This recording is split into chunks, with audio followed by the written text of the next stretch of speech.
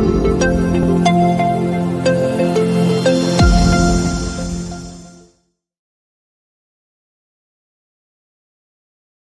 Friends, welcome to SPR media works. Kavali assembly నియోజకవర్గం నెల్లూరు జిల్లా నెల్లూరు లోక్సభ నియోజకవర్గంలోని 7 అసెంబ్లీ సెగ్మెంట్లలో ఒకటి.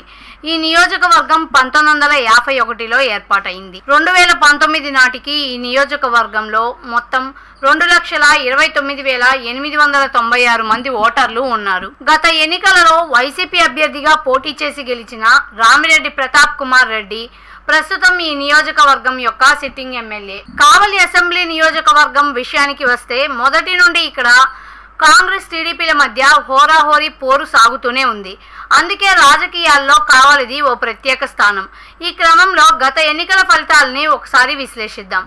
2009 ఎన్నికల్లో టీడీపీ అభ్యర్థి బీద మస్తాన్ రావు, కాంగ్రెస్ అభ్యర్థి కె విష్ణువర్ధన్ రెడ్డి మరియు పీఆర్పీ అభ్యర్థి రామిరెడ్డి ప్రతాప్ కుమార్ రెడ్డిలపై పోటీ చేసి 19,027 ఓట్ల మెజార్టీతో గెలుపొందారు. 2014 ఎన్నికలలో వైసీపీ అభ్యర్థి రామిరెడ్డి ప్రతాప్ కుమార్ రెడ్డి టీడీపీ అభ్యర్థి బీద మస్తాన్ రావుపై పోటీ చేసి 4,969 ఓట్ల మెజార్టీతో గెలుపొందారు. 2019 ఎన్నికలలో వైసీపీ అభ్యర్థి రామిరెడ్డి ప్రతాప్ కుమార్ రెడ్డి, టీడీపీ అభ్యర్థి కాటంరెడ్డి విష్ణువర్ధన్ రెడ్డి, జేఎస్పీ అభ్యర్థి పసుపులేటి సుధాకర్ మరియు బీజేపీ అభ్యర్థి కందుకూరి సత్యనారాయణలపై పోటీ చేసి 14,117 ఓట్ల మెజార్టీతో గెలుపొందారు. 2024 ఎన్నికలలో వైసీపీ అభ్యర్థి రామిరెడ్డి ప్రతాప్ కుమార్ రెడ్డి, టీడీపీ అభ్యర్థి కావ్య కృష్ణారెడ్డి మరియు ఇండిపెండెంట్ అభ్యర్థి పసుపులేటి సుధాకర్ల మధ్య పోరు జరగనుంది.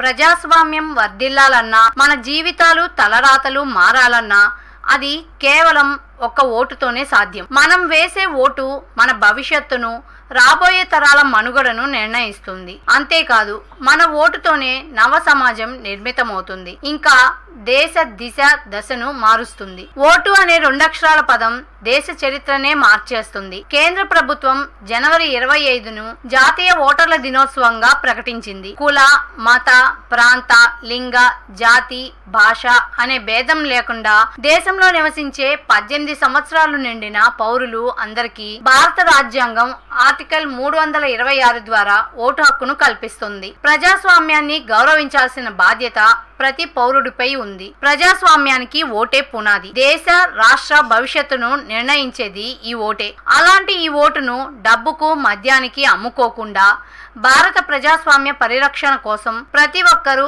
తప్పనిసరిగా తమ ఓటు హక్కు వినియోగించుకోవాలి.